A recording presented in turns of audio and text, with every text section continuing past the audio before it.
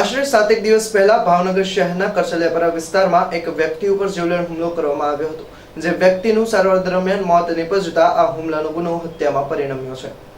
ભાવનગર કરચલિયાપરા વિસ્તારમાં જીવલેણ હુમલામાં એક યુવાનનું મોત નીપજ્યું છે। ભાવનગર સિટી હોસ્પિટલમાં સારવાર દરમિયાન આ યુવાનનું મોત નીપજતા હુમલાનો ગુનો હત્યામાં પરિણમ્યો છે। 7 દિવસ પહેલા આ યુવક પર કરચલિયાપરા વિસ્તારમાં જીવલેણ હુમલો કરવામાં આવ્યો હતો। વિજય ઉર્ફે વિશાલ ચૌહાણ નામના યુવકનું સારવાર દરમિયાન મોત નીપજ્યું છે। 7 દિવસ પહેલા મોડી રાત્રે યુવાન પર જીવલેણ હુમલો થયો હતો। કરચલિયાપરા રાણીકા વિસ્તારમાં વાઘેલા ફળીમાં આ હુમલો કરવામાં આવ્યો હતો।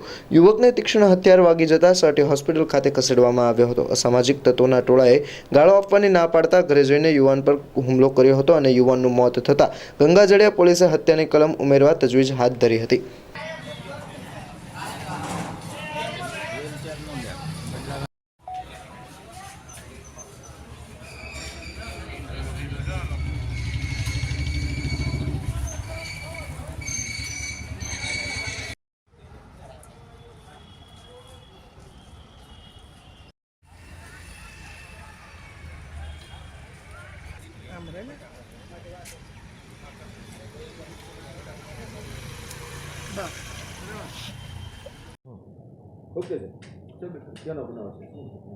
ગંગાજળિયા પોલીસ સ્ટેશનના કરચલિયાપરાનો એક ગઈ 14 તારીખનો બનાવ છે, જેમાં ફરિયાદી કિશનભાઈ ચૌહાણ નાવે ફરિયાદ દાખલ કરાવેલી, જેમાં તેમના કુટુંબી ભાઈને ત્યાં લગ્ન બાદ સામૈયાનો પ્રસંગ હતો, જેમાં આ કામના જે ફરિયાદી જે છે તેને અને આ કામના આરોપી આલોકને ડીજે વગાડવા બાબતે સાંજે 8 વાગે બોલાચાલી થયેલી અને બાદમાં રાતે 10 વાગ્યે આ કામના જે ત્રણેય આરોપીઓ આલોક, દિનેશ અને રોહિત ત્રણેય ફરિયાદીના ઘરે આવી અને ગાળો દેવા માંડતા જે ફરિયાદીના ભાઈ જે છે વિશાલ, તેણે ગાળો નહીં દેવા માટે જણાવેલું અને ત્યાં ઉગ્ર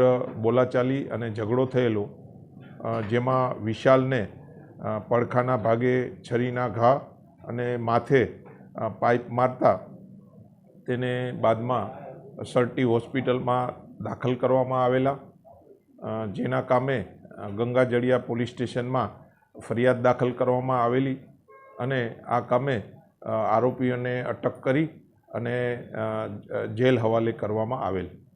આજે આ કામના જેને ઈજા પામનાર વિશાલનું મોત થતાં આ કામે ઇન્ક્વેસ્ટ ભરી અને IPC 302નો ઉમેરો કરવામાં આવેલા છે અને આગળની તપાસ PI શ્રી ડાભીનાઓ કરી રહેલ છે।